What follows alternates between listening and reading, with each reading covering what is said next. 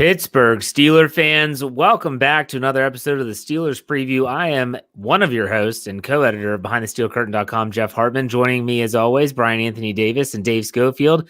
Bryan Anthony Davis, he's a big PP. What's up, Bryan? How's it going? I am so excited, my friends. We've got Steelers 3-0, Titans 3-0. This weekend, it's going to be a fantastic game. I cannot wait. Are the Steelers going to be undefeated at the end of this game? Yes!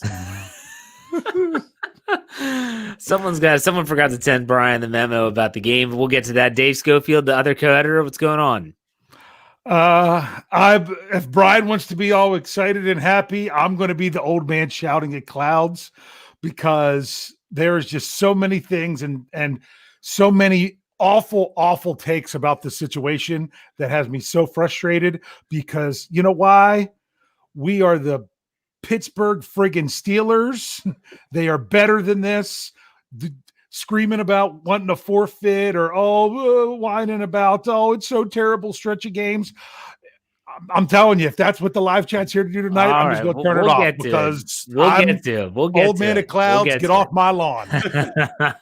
You damn. I'm right in the middle. I'm right in the middle. And look, for everyone out there listening, whether you're listening on audio platform or watching live on YouTube, you got to understand this is extremely frustrating for everyone involved. It's frustrating for the Steelers players, coaches, organization. They're preparing for the upcoming game, and then they're told they're not playing it. The fan base is frustrated, especially I feel like the fans that woke up this morning, checked BehindTheSteelCurtain.com, saw that, holy cow, they're going to be playing on national television on Monday. That's going to be great. Yeah. Maybe you're out of market and you're not going to – you get to see the game.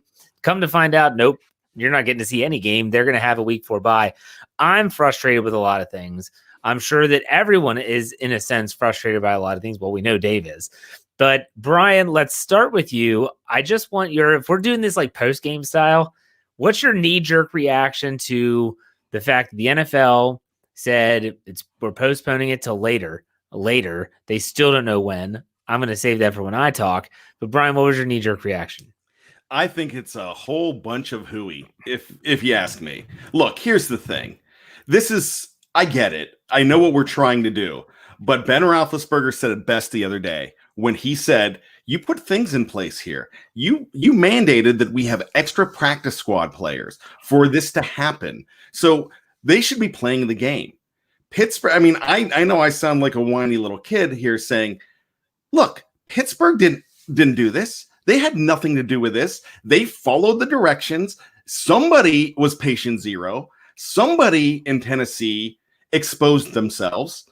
And it could have not only affected them, it could have affected the Minnesota Vikings. And what happened last week last year, is that what you guys, okay. So I was But he said someone exposed themselves. Yeah, so, they put the Vikings in danger. But look at the Detroit Lions. Right before the game, somebody tested positive.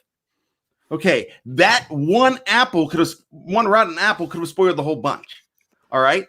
But we're not going to stop it there. So this is kind of hypocritical, is all I'm saying. That you put these plans in place and you're saying, okay, we just can't go.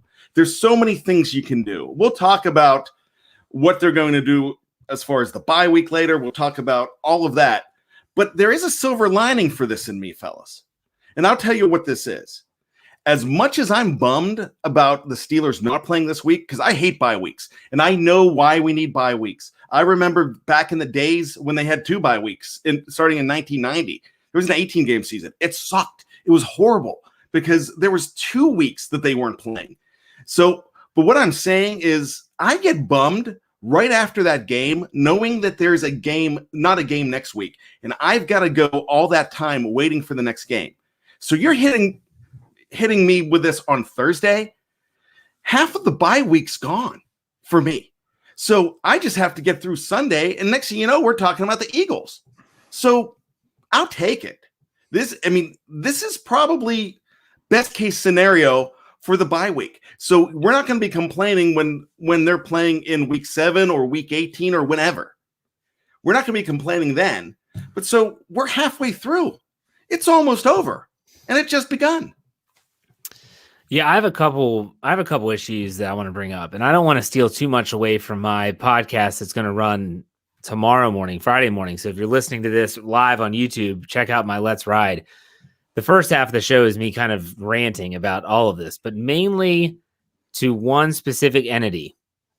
It's not the Tennessee Titans, although I do bring up Mike Vrabel and his team and his organization, but it's the National Football League. I'm so frustrated with the National Football League, and here's why. I'll give you the short synopsis. Before the season started, the NFL was asked how many positive cases would it take for you to postpone or cancel a game, and they said, "Well, we're not sure. It'll be a case-by-case basis." And so I was left scratching my head, like, really? Like, case-by-case? I feel like that should be a number. If you have more than 2, we're going to postpone the game. Or if you have, whatever. But no, they drag this whole thing out. And so we understand the incubation period. We're not morons. We can read too. And we understand that there's a possibility, like exactly what happened. One guy gets tested, or 3 players, then another coach, then another player, and so on. I get why they postponed the game. But again, what is the use of having the expanded practice squad if you're not going to even utilize it? If the expanded practice squad is only for game day, meaning they do the test on Saturday, comes back positive Sunday, you need someone to play, that's them, that's fine.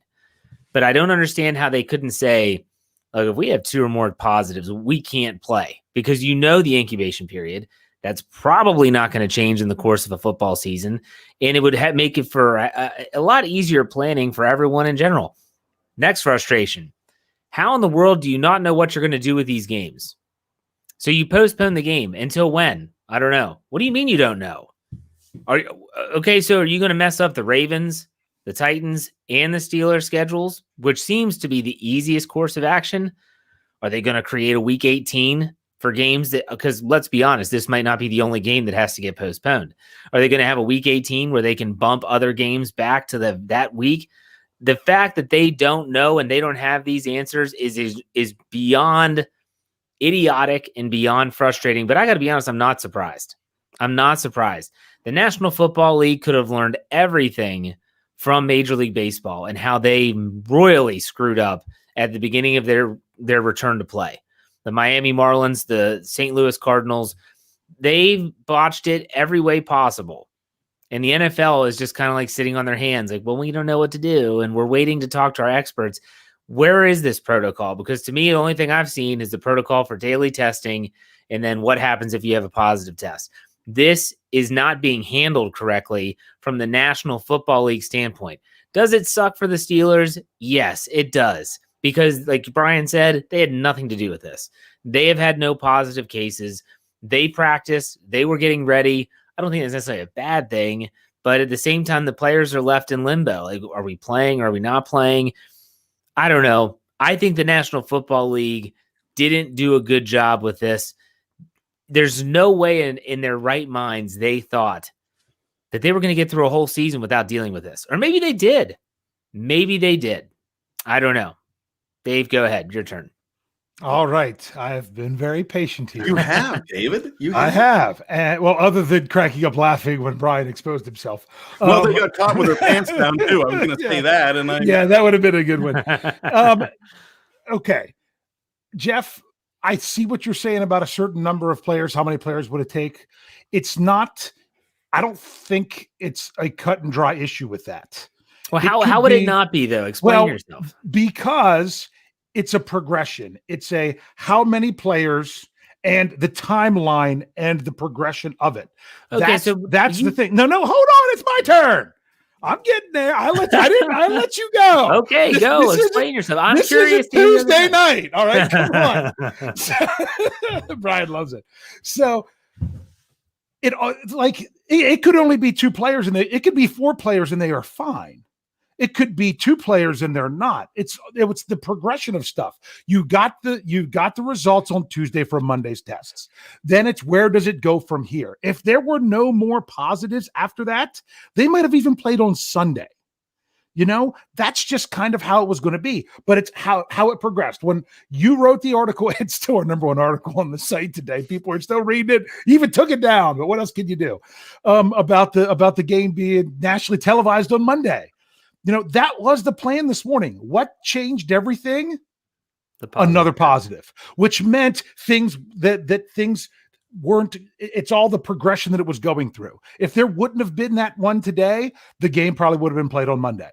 But without that, and they needed to make the decision, they had to do it. And no, it's not just because people needed to set their fantasy lineups. Because, like, I lost Derek Henry, I lost Juju Smith-Schuster, I lost. Well, I'm actually happy now because my 2 kickers I have are Tucker and Boswell, so now they don't have the same bye week, maybe, depending on how they end up playing that out. So the thing is, that's why you can't say it's a set number, because it could be that number, but it's how it progresses. Because what if there was no positive case today? If there was no positive case today, they were already up to what, 4 players?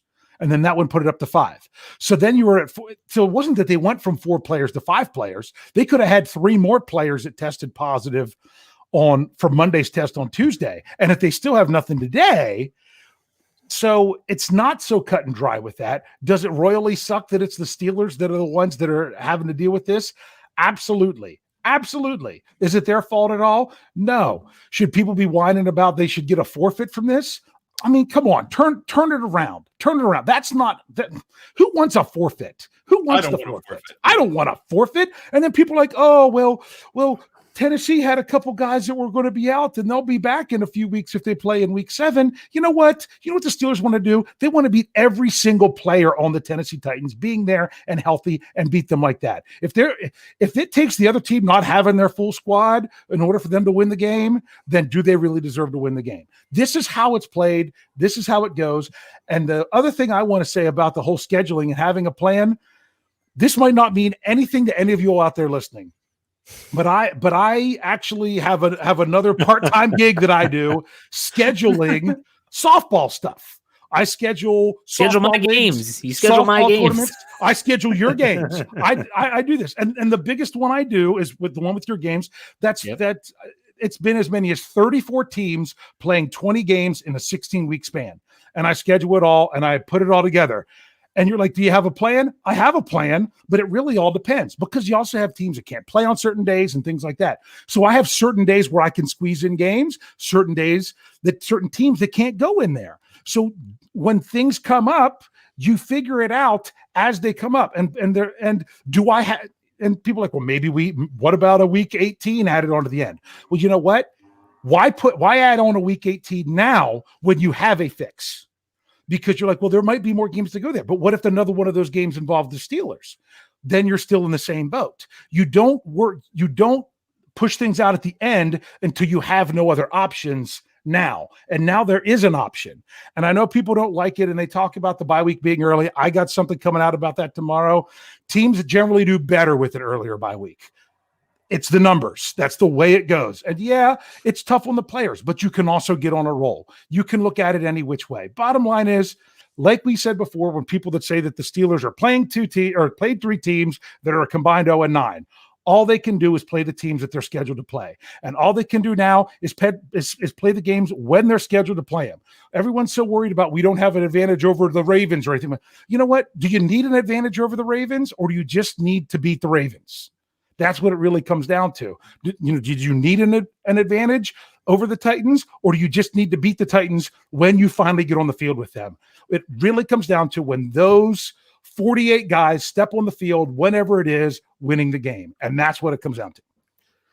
Just before I get Bryan talk, I still think that the NFL could say something that could give teams that are in the Steelers situation a little bit more clarity, other than nothing but, we have to wait and see. Doesn't have to be a number, but it could be a day. If you have 2 positive cases by Thursday, the game's not happening, or something along those lines. I don't know if that's proper. I'm not an epidemiologist. I'm not going to pretend one. I didn't stay at a Holiday Inn Express last night, but nonetheless, I think the NFL has screwed the pooch here. Dave, you disagree in a way, and that's fine. We are missing the big picture right now. What is that big picture? Joe Flacco is on the field for the New York Jets. Oh my goodness! Wait, Are you serious? Did Darnold get they hurt? just took Darnold into the locker room, I think. Yeah. Oh, yeah. He got slammed down. There goes your multiplier, Jeffy. Okay. Bryan, go ahead. You've been sitting patiently. All right. Imagine 21 days between games early in the season in September. Imagine that. A 3-week bye week. Could you imagine that? Wouldn't that be crazy? What happened? It happened to the Pittsburgh Steelers in 2001. You know what happened in week 1? The Steelers on September 9th got blown out by the Jacksonville Jaguars in Jacksonville. They're 0-1. 2 days later, tragedy strikes our nation. Devastation. 9/11. We all know what happens after that.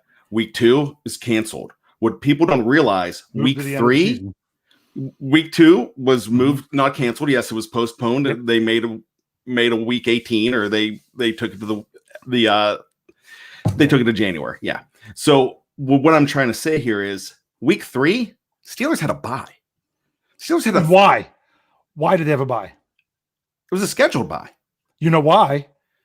That was when there was still an odd number of teams. There was a bye every week. There was a bye in week 1. There was a bye in week 17. Oh, okay. And in week 2, it was supposed to be the San Diego Chargers, and it got moved to the end of the season. So people forget there's been buys in week 1, week 2, week 3, week 17. Well, so there's a bye. So they don't play again until September 30th. So what ends up happening, they go 13-3 this year. They play 15 regular season games in a row. Then they play 2 more playoff games because they went to the AFC Championship that game. They played 17 games in a row. They went 14-3 in that stretch. So it's possible. It's the heart and the character of the team. This is the kind of Pittsburgh Steelers team that I admire because I think they have a lot of heart and a lot of character, a lot of intestinal fortitude as well. So I don't think that matters to them. I don't think it matters to them when their bye week is. It matters to guys like Eric Ebron, who's a dad who had his son's birthday party scheduled for that weekend and now can't go. It matters to the person, but it doesn't matter to the player. So for me, losing a game this week, I don't have a problem with it because that's what they're doing. I have a problem with what Jeff has a problem with is the way it was handled. Yeah. They got caught with their pants down. They could have put something into play. I think Wes put it on here earlier. They could have put, knowing that it's COVID and knowing you have stuff in here, you could have had some buffer weeks in between. You could have put an extra bye. You could have done something, but they kind of swept it under the rug and let's deal with it when the ugly girl you knock up comes knocking on your door. We'll worry about it then. Your wife's in the other room. Who is it, honey? Oh, it's FedEx. Don't worry about it. I got a birthday gift for you just to stay in the other room. Look, how much you need. You know, it's that. And that's what the NFL did. That's exactly what the NFL did. Oh my gosh. It's funny because Wes thinks I'm going to be eating crow when I'm sorry that the Steelers are dealing with injuries when they're playing the Titans. You know what? Stop living in your fears. Next man up. Tomlin just do what you got to do. You know, you're so sure guys are going to be hurt. Were guys hurt when they had that bye week when you talked about that, Bryan? I mean, come on. It is what it is, and you could whine about it. And if things were turned around and it was the other way around with the Steelers, you know, people had no problem saying, "Oh, well, the Titans, they just have to deal with this. It doesn't matter if the Steelers can practice and they can't." And now they're like, "Oh, the Steelers aren't going to have the same prep for the Ravens." I'm like, you can't have it both ways. You can't have it both ways. This was we knew this was 2020 when we said, let's have football anyway. I'd much rather have football. Okay, so before I get to my next question for you all, Grayson Brown puts $4.99 in the tip jar, says, I understand, but this is poor handling of situation. If this happens again, other teams will be screwed as well. I'm not liking this at all. Look, if you listen to Mike Tomlin's post-practice press conference today, he said basically, look, we understood what we were signing up for. Yeah. And we understood there were going to be some crazy things that could and probably were going to happen. And so he said this is one of those things. Is he disappointed? Yes. They asked him, which is my next question for you all, basically said, hey, coach, you upset about possibly playing the next 13 games in a row? He said, we do not care. So, guys, my question for you is, which do you think is more intimidating, maybe even just as fans? Because we seem to care more about this than they do. He said that football players live their lives in 7-day cycles. That's what he called it. And we kind of do it as a website as well. We have our own little things that happen every single day, just like they do with practice. We have certain podcasts, certain articles that run, and you just go through a little cycle every single week. And next thing you know, you're 3 weeks in, you're thinking, holy crap, they've already played 3 games. So with that said, which do you think is more important, whether it's as a team or as the fans, is the fact that they come out of this, they have back-to-back home games, don't they? Yep. They'll have 4 straight home games. They'll have 4 straight home games, meaning half of their home schedule is done, or that they're going to have to play 13 games without a bye. Which is the bigger deal to you, Brian? Go ahead. You know what? I'd rather have less home games off of the schedule, but I really don't think it matters at this point. For the players, they don't care. I agree with Tomlin. You all played Little League baseball, or you played sports. And I want you to picture an 80-pound bad with a mullet, 1983. Picture this. I'm there in Johnstown, PA. It's pouring down rain. I've got a game, and there's no game. My dad comes and says, sorry, it's been rained out. And I'm like, no, I don't get to play for another 3 or 4 days now. And it was excruciating because it was in my fiber back then to play. These guys, it's in their fiber to play. They don't care when they're trying to chase a brass ring or a silver football-shaped trophy. They don't care. They're chasing a lot more than just having a bye week this week. They'll have momentum going then. They're not. The bye week is probably rougher on the fans than it is for the players. Yeah. I know some of them use it to get healthy, and I understand the part about getting healthy, but regular scheduled teams get week 4 bye weeks or week 5 bye weeks. It happens a lot. And Dave, I don't want to step on Dave's article, but the stat that he mentioned today was fantastic. And that's what it's based on. and you know what? It's not much of an issue for the blood pumping in the hearts of 53 guys or maybe 55 or whatever on game day. For those guys, they don't care. They just want to play ball. Dave, what do you think? Home games or the 13 games in a row? I honestly think it's the home game issue is more that you're going to have half your home games done 6 games into the season. I think back to the magical 2004 season when the Steelers had a rough stretch in the middle when they went back to back against undefeated teams and beat them both, but they had them both at home. But you know what? All you can do is play. And you know what? There's 2 things that matter. One, getting to the postseason. And this year there's only 1 bye. So that's going to be a really tough one to get anyway. That's 1. And 2, getting there healthy and on a roll. That's what you got to do. Healthy and on a roll. So if they've got a tough stretch in the middle, all it could maybe do is make them. You have to ask yourself when it comes back. Could it be that, this is brutal? Yes. Could it be that actually having to go 2-10? Because this isn't set in stone yet, which I'm still frustrated because they said a decision coming shortly. That was 12 hours ago. Yeah. And we still don't know when the game's going to be. That's what's frustrating to me. But we're just kind of talking as if they're doing that whole thing of shifting back the Ravens game and putting it in where Tennessee had a bye and stuff like that. But if they got to go to Tennessee and then to Baltimore and then to Dallas, you know what? Maybe that stretch is only going to make them better and get them better prepared for the playoffs when they come around. We don't know. It's bottom line is you got to go out there and play the games. But Jeff, when we had our softball tournament a month ago, what happened?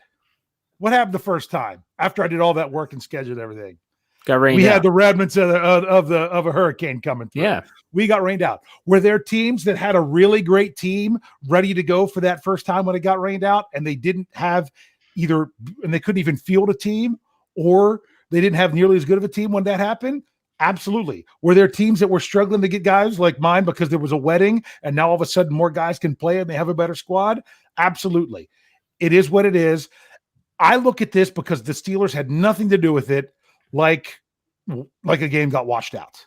like it was a hurricane or something like that. It would have been no different than them to have to reschedule it like that. It just stinks because how it was bad. What's the word I'm looking for? Gaffed throughout the week trying to get to it. My next question for you guys is a tough one because I don't think anyone wants to point the finger at anyone. You put any blame on the Titans? Not necessarily Mike Vrabel, but the organization, the players. I mean, is there any part of you that says, man, this is on you guys? Like there's been talk in the live chat about it. But I'm just going to say this. I forget who it was. Someone in the AFC, I know, it might have been a member of the Chiefs, said that the most disciplined team might win the Super Bowl this year.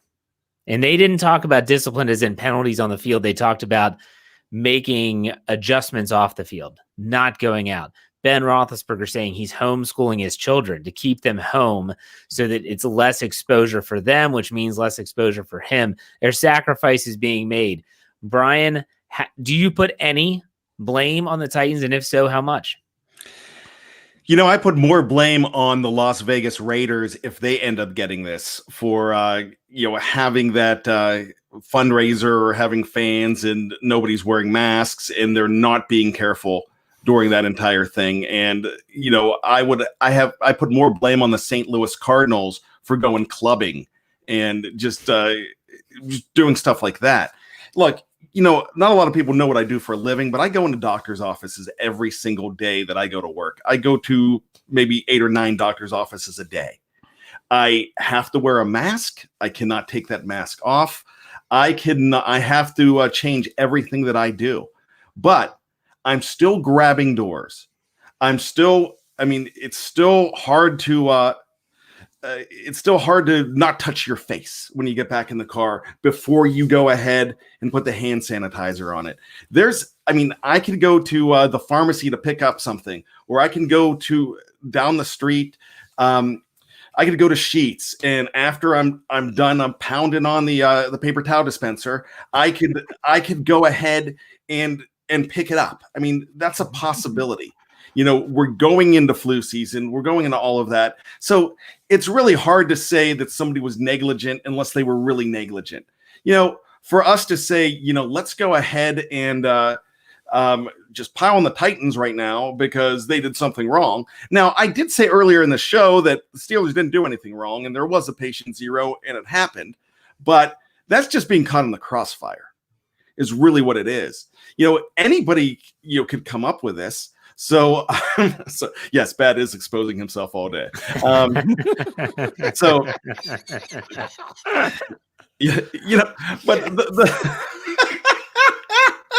Thaddeus, that was great.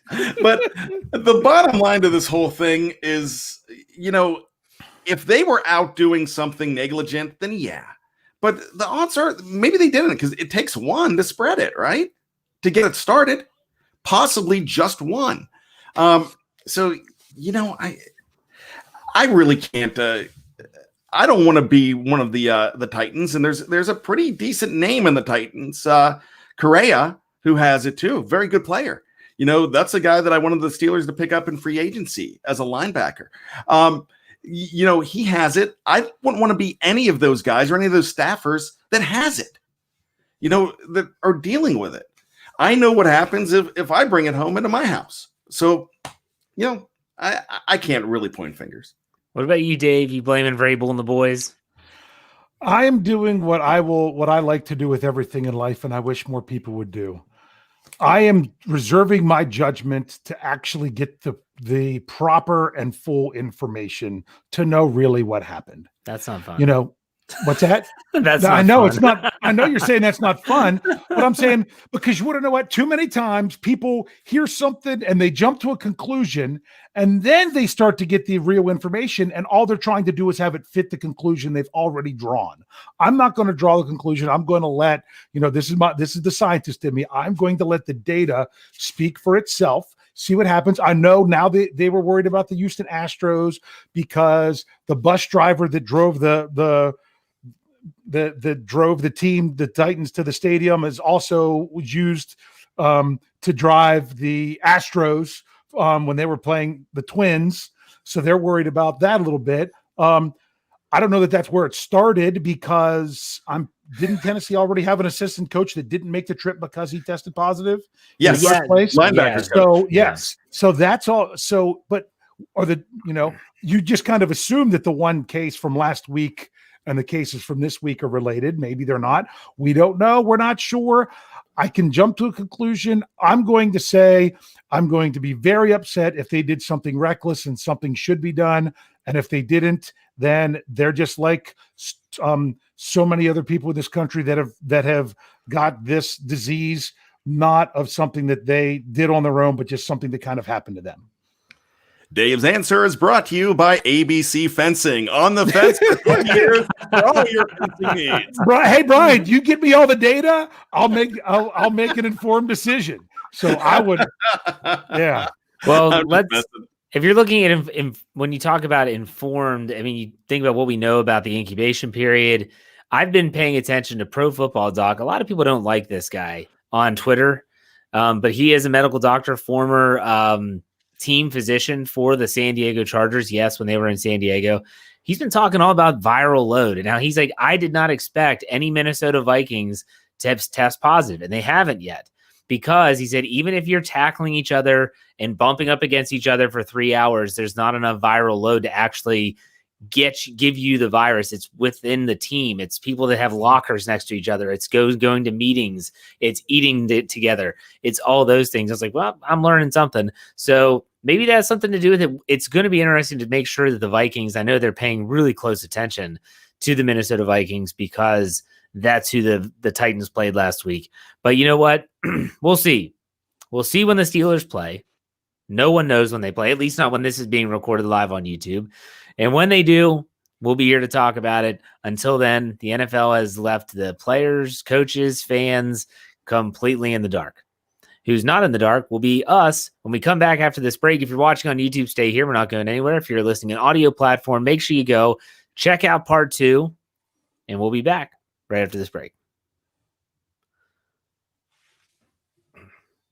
All right, Pittsburgh Steelers fans, welcome back to part 2 of the Steelers preview. What are we previewing? Absolutely nothing, because the Steelers get hosed in week 4, and they're not going to be playing a game, not on Sunday, not on Monday, not on Tuesday, not at all. That's right. I'm Jeff Hartman, co-editor of BehindTheSteelCurtain.com. With me, as always, Dave Schofield, the other co-editor, Bryan Anthony Davis, a giant PP, and we are ready to go for part 2 of the Steelers preview. It's podcast producer. Thank you. I mean, that's what you used to say that, but some might not explain what it is. It's kind of taking it a little bit too far. Everybody's gonna think I'm related to Harbaugh now, that I'm a giant Wang Harbs. I mean, it fits with you in the story. If you didn't listen to part 1, you need to check out Bryan's story about the ugly girl that shows up to your house pregnant and you have to pay her off. So at the same time, it kind of is par for the course with you. Yeah. All right. So this is typically where we talk about the upcoming game and we break it down every which way, talk about X factors and odds and stuff like that.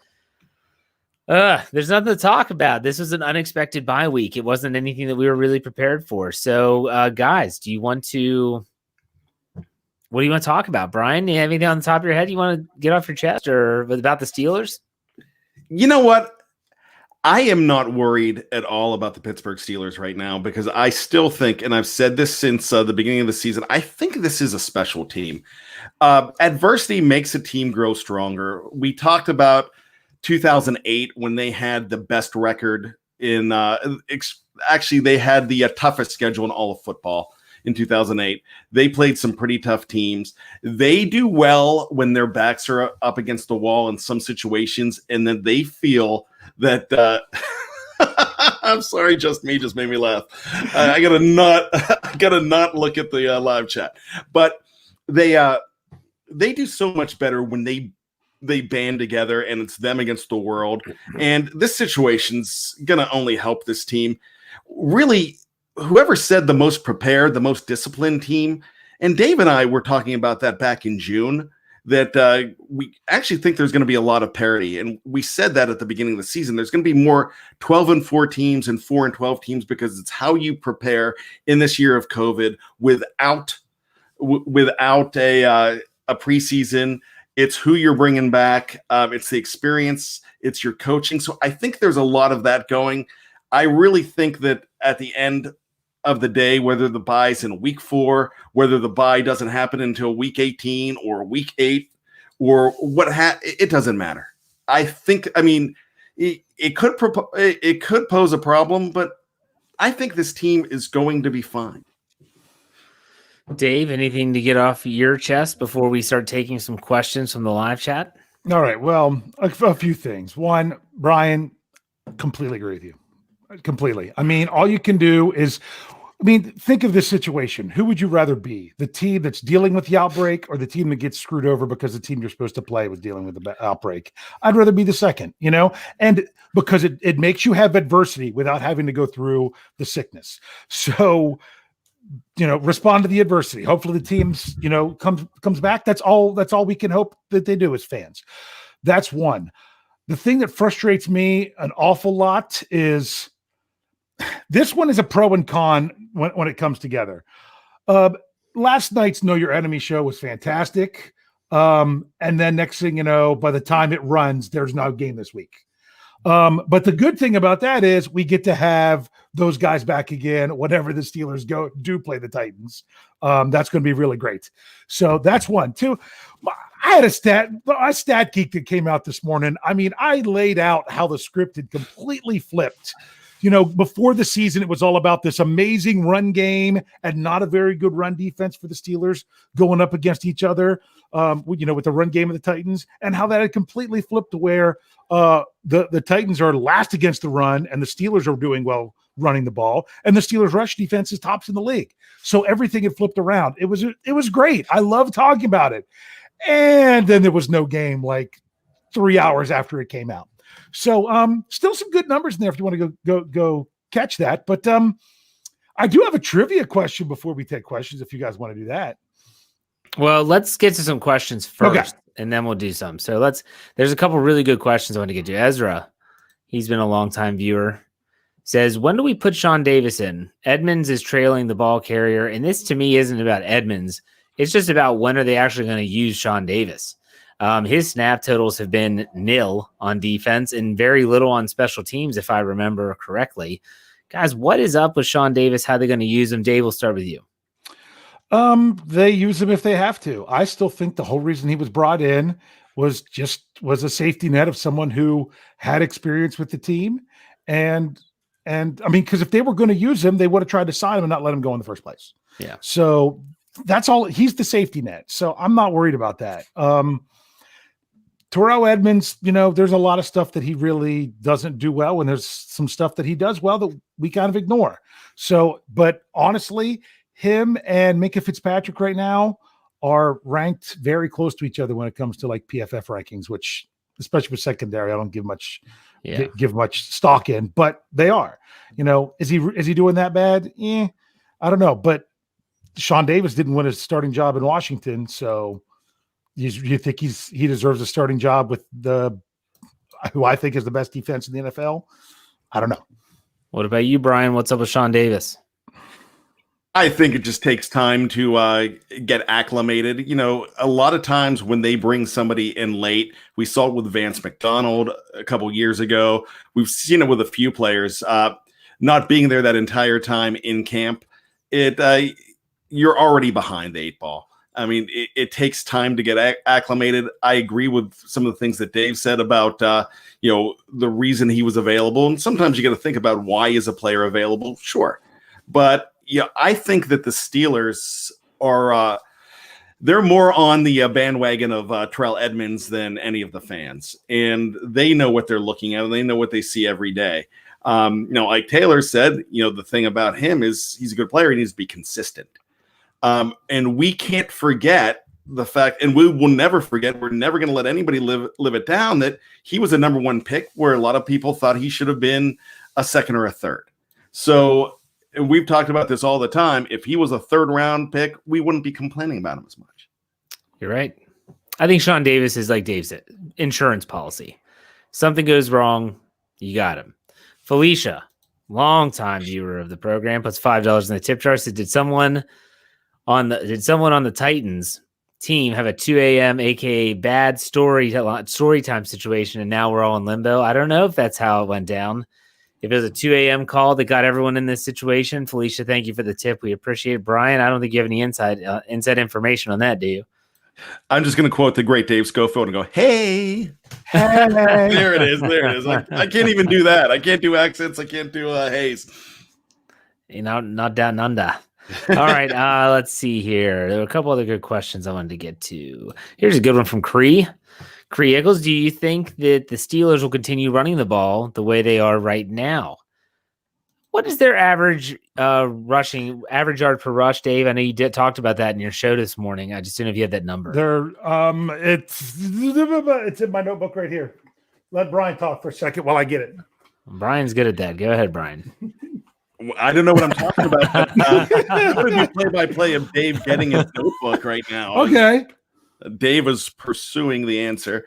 Looks like he has it. You saying they're the Steelers yard per rush? Yeah. I had the number of the yards that they've given up per rush was what I had talked about, specific yards. They're ranked 10th in rushing defense and 11th in yards average. It's I think it's like 5.79 if I'm thinking off the top of my head. Not the defense. They're saying of what the Steelers are averaging yards per carry, right? Yeah. It's somewhere around there, and they're only giving up 2.66 yards per carry. 4.7. Oh, 4. No, the 5.1 is Connor. That's the one that was stuck in my mind. Okay. So actually, Connor's 5.6. Yeah. I think the first question is do you think that they've run the ball well, aka consistently, or was week 3, in my opinion, week 3 was the only time that I felt they ran the ball well. The other 2, they had a couple big splash runs. Doesn't take away from statistics, doesn't take away from success. But in terms of consistency, guys, do you think they've run the ball well? Brian, we'll start with you. Yeah, I think they have run the ball very well.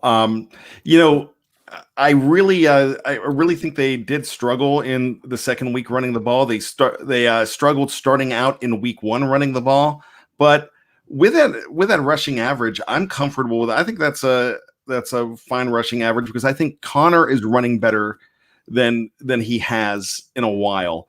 I believe. I mean, we thought week 1 that here we go again. Maybe he's not going to be healthy again. But I'm comfortable with what he's been doing. I like the change of pace with Anthony McFarland Jr.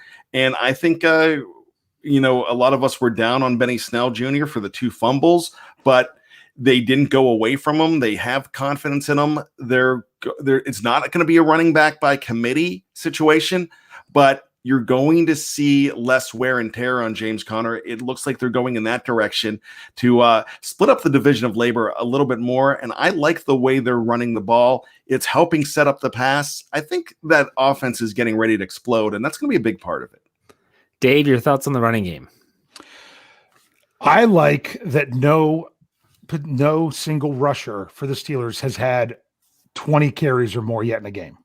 That's what they're doing. That you haven't even hit that 20 attempts, which I think is desirable because they're still getting plenty of attempts. They're still going over 30 attempts, but they're not completely running them down. I really like that. When it came to stopping the run, what was it, Jeff, that said they kind of sold out on that early in the season because that's what they needed to do? Well, it's a philosophy. But I'm saying, what I'm saying, you're exactly right. And after 2 weeks of doing it well, you're just like, all right, well, let's keep shutting down the run. It's worked out well for us. And Jeffrey Benedict hopped into the live chat and said, what have the Steelers done? They've run out the game at the end. That's where you really help also with that rushing, which is great. And like I said, Steelers have 2 red zone trips where they have nothing out of it because they were kneeling the ball to end the game. 2 out of their 3 games, they took a knee in the red zone. What more can you ask? That's they're rushing effectively to close out games. So just keep doing what you're doing. I can't believe I didn't start the show off with this. It was a question in the live chat. It was a lot earlier. Remembered it. Knew I would say it. Can't remember who said it, so I apologize about that. I don't know how I didn't start the show off with the fact that Ryan Switzer got picked up by the Cleveland Browns practice squad today. I mean, fans are wondering, is he going to tell them all of the secrets? I mean, is he going to tell them Ben Roethlisberger's garage code number so that they can get in the house? Is he going to share their lasagna recipe? I mean, what kind of inside information is he going to be giving to the Cleveland Browns? I mean, Dave, we'll start with you. How serious is this? You know what? We're concerned about a game being postponed. I mean, that shouldn't even be on our radar based on what happened with Ryan Switzer today. I mean, that was today, right? Yeah. That article almost outdid everything else that we read today. I just looked.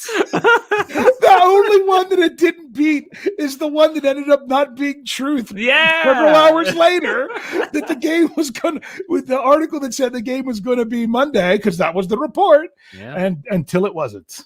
You know how many podcasts I put out over the summer with his name in the title just because I knew it would get extra downloads? That's just like you put AB in a title. Even now, people are going to flock to it. For some reason, there's a few of those guys that people click on, and for some reason, they click on Ryan Switzer. Bryan, they love the two biggest articles over the summer, over that lull period in there, I'm going to say June and July, we had two major articles on the website. The two biggest ones were Michael Beck. I'm like, go ahead and do it if you want to. I'm like, I don't care, I guess. Was the article about Ryan Switzer and them expecting a baby girl and got a baby boy. That was our second biggest article over the summer. The other article, which was the number one on all SB Nation for 3 straight days, was after unofficially retiring, Antonio Brown unofficially unretires. That was it. So you're right. It pushes the needle. And we weren't even trying. But after a while, I'm like, maybe I gotta put. I'm just like, if I'm gonna have. Well, I'm just like, if I'm going to have to write an AB article, I'm at least going to make it crazy. So that's what I did. So crazy. I mean, this guy was drafted. It wasn't like an undrafted player. I mean, he was a drafted player. He went to a couple teams, obviously, Oakland for a stint, Dallas for a stint. I mean, I don't know. It's crazy, but he's no longer a Steeler. He's now a member of the Cleveland Browns practice squad. Yeah, I think he's a great guy, though. You know, he's one of those guys that he does nothing wrong. Like, he's not a jerk. He never, cussed at a kid and kicked a dog or anything. I mean, he's a nice guy. He's willing to get drugged down the snow tube path. Right. That was even worse. I think that came out right before cut downs. And right Switzer's like been heavily, in the Bigger Than Ben documentary. He's outside throwing the ball, catching the ball for Ben and stuff. And then he just gets axed like that. I don't know. Is all that frowned upon, like kicking dogs and kids and everything? Because if it were, if I would have known it was frowned upon. It reminds me of the movie Tin Cup when they talk about Rene Russo's boyfriend. And he hates old people and dogs. All right, Dave, let's get to some trivia. Let's do it. Well, this is what you guys are going to be like, really? This is what you're going to bring up? I did this trivia. I figured it out yesterday. And I think you guys are going to know you're going to know the answer to this, probably because you've now ended up having to look at it today, but we'll see. I was looking at the Steelers schedule when they were, of course, playing the Tennessee Titans in week 4 and then moving on to the Philadelphia Eagles in week 5. And I'm like, well, the Steelers are going to close out the first quarter of the season, which is obviously your first 4 games. Even if there's a bye week, they're not going to be done the first quarter of the season until after week 5 now, because that's going to be the Eagles being that team.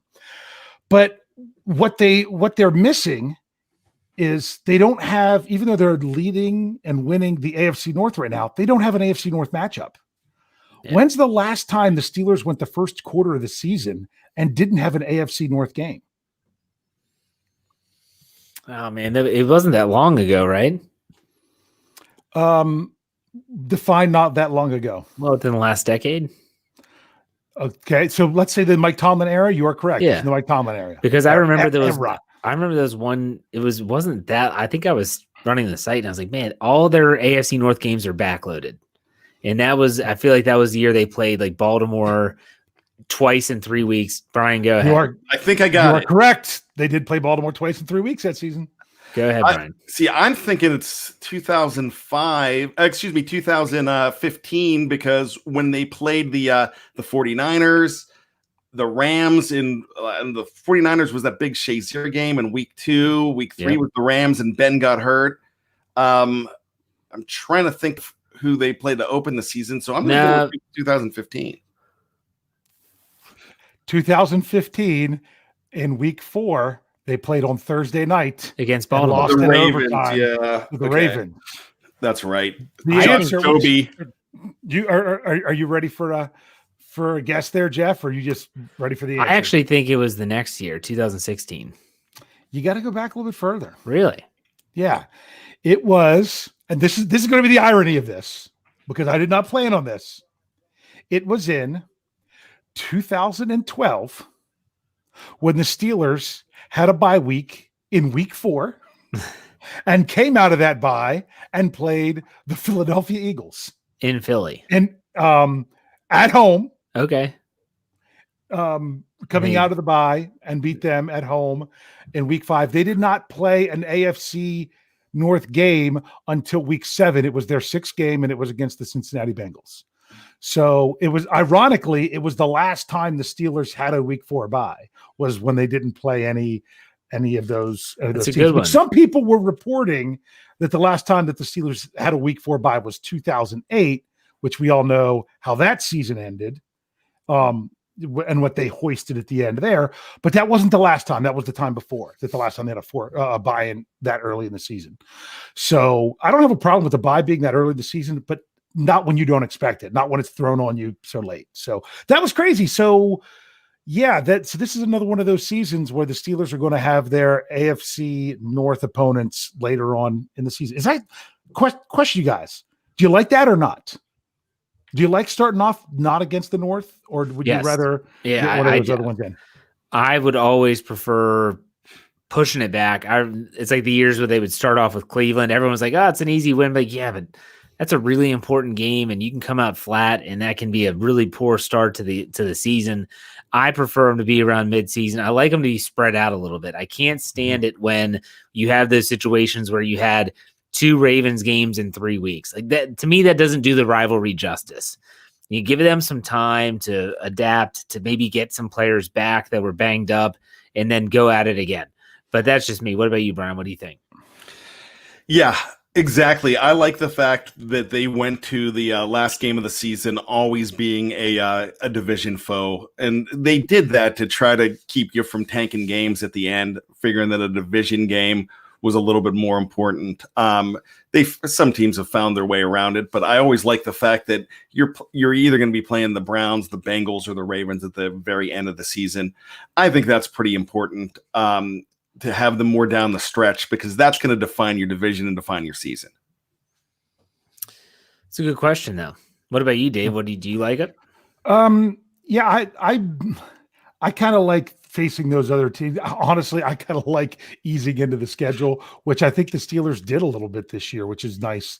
You know, that you didn't. I mean, it's better than having to do what the Texans did. My goodness, having to go to KC and then play Baltimore at home and then go to Pittsburgh. That's brutal. I'd rather have those games in the middle, which seems like that's what's going to happen to the Steelers this year. But I think it really depends on the quality of the AFC North.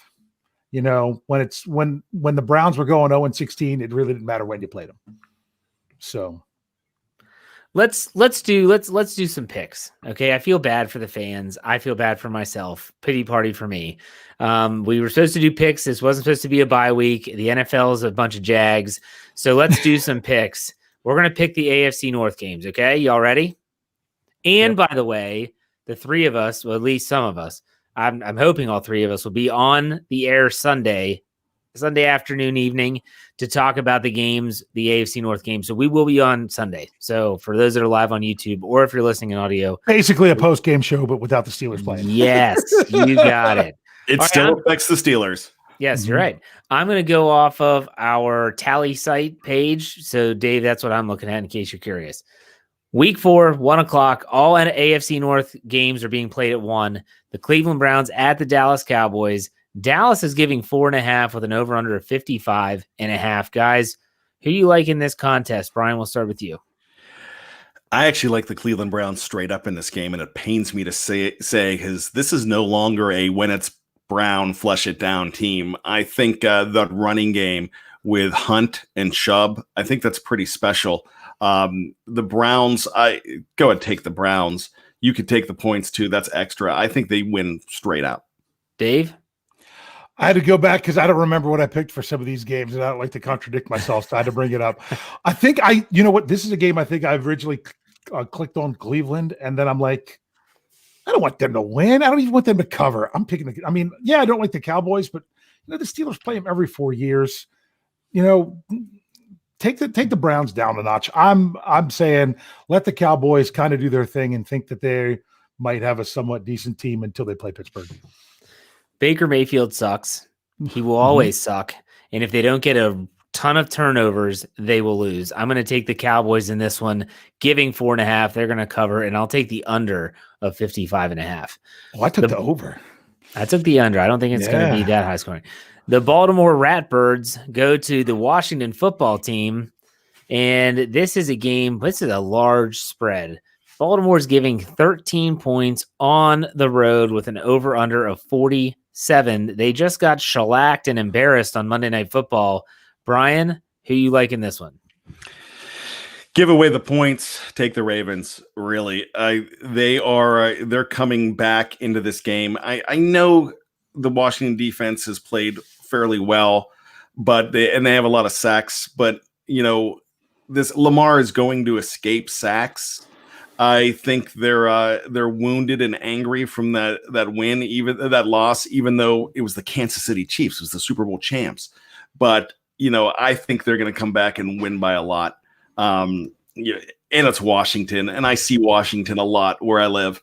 And I got to tell you, it's still Dwayne Haskins. It's still, they would be better. They've got D. Haskins at quarterback. They'd be much better with another D. Haskins. Dennis Haskins from Saved by the Bell, Mr. Belding, would probably be a better quarterback for that team.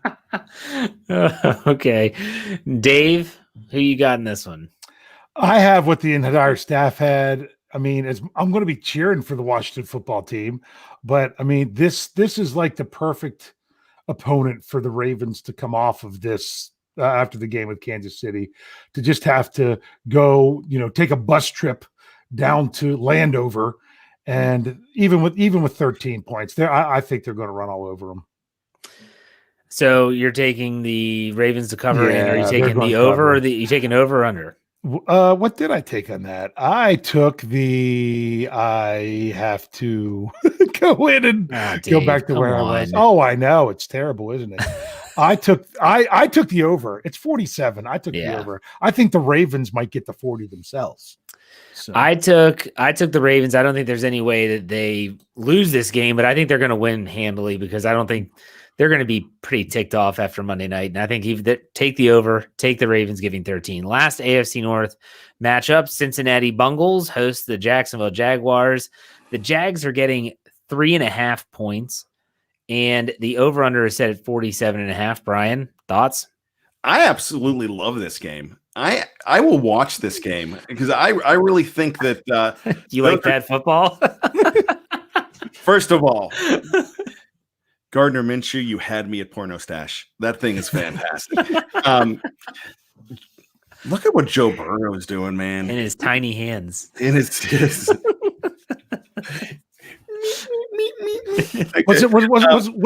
it that Joel that sang that?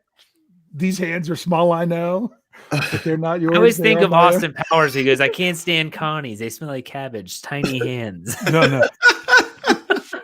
Now, I think Joe Burrow is putting something together there in Cincinnati. They have some pretty good receivers there. I'm really thinking that team is a lot better next year, but Jacksonville's messed up right now. They're hurting. Besides the stash and besides the running back that nobody knows his name, but everybody's picked him up in football and fantasy football. I did, and I can't even tell you his name, but I know he's on my team now. James, maybe something. Yeah, sweet Jimmy. But this is a fun game. I think Cincinnati wins it. I think Jacksonville is really in the Trevor Lawrence Bowl right now, and I think they're really ticked off at themselves for winning that game towards the beginning of the season, just because Robinson. There you go. I was right. It's James Robinson. It was Jimmy. Yeah.